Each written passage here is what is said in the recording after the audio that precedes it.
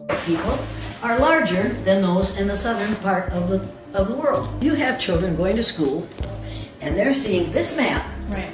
They're seeing a distortion. Yeah. Of size, of shape, of location, of importance.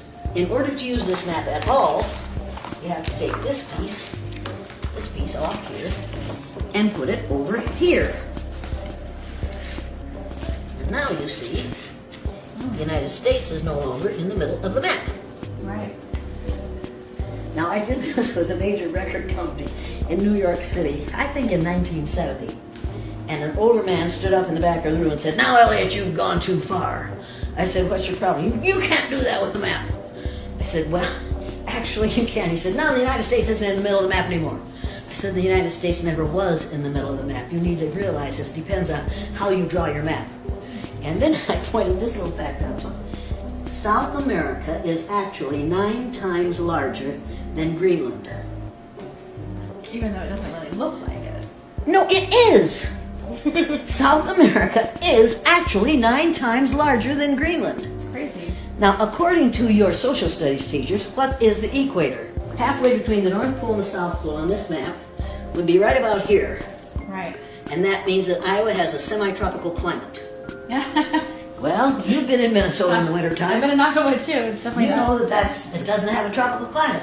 So you have to then introduce a real version of the map of the world. I hope this is the one. That's very good. The Peters projection map. The sizes on this map are right. The shapes are distorted. Look at Greenland on this map. Right there. See it? Yeah, it's really tiny. See how small that is? Right. Look at it on the Mercator projection.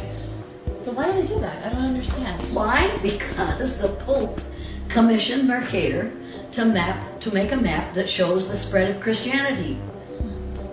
So all the countries in which there are predominantly white people are larger than those in the southern part of the world, halfway between the North Pole and South Pole. Mm-hmm. Now, if you have children going to school and they're seeing this map, Right. they're seeing a distortion. Yeah. Of size, of shape, of location, of importance. If they're looking at this map, they're seeing a distorted, shape distorted, but size and location and importance makes sense. This makes no sense. Right. On that map, Alaska is bigger than Mexico. On this map, Mexico is bigger than Alaska. And look at Canada on this map. Look at that thing. That much is map. Look at Canada on a properly constructed map. Yeah. Do you think that's important?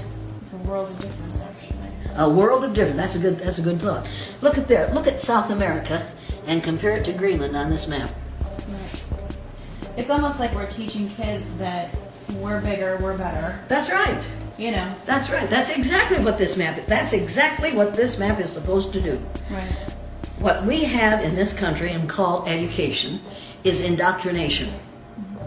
We start at 3, we used to start at 5. From the northernmost point of Canada to the southernmost point of South America, all the people in here are Americans. North Americans, Central Americans, South Americans. These are all Americans. You can't put up a wall to keep Americans out because we're all Americans.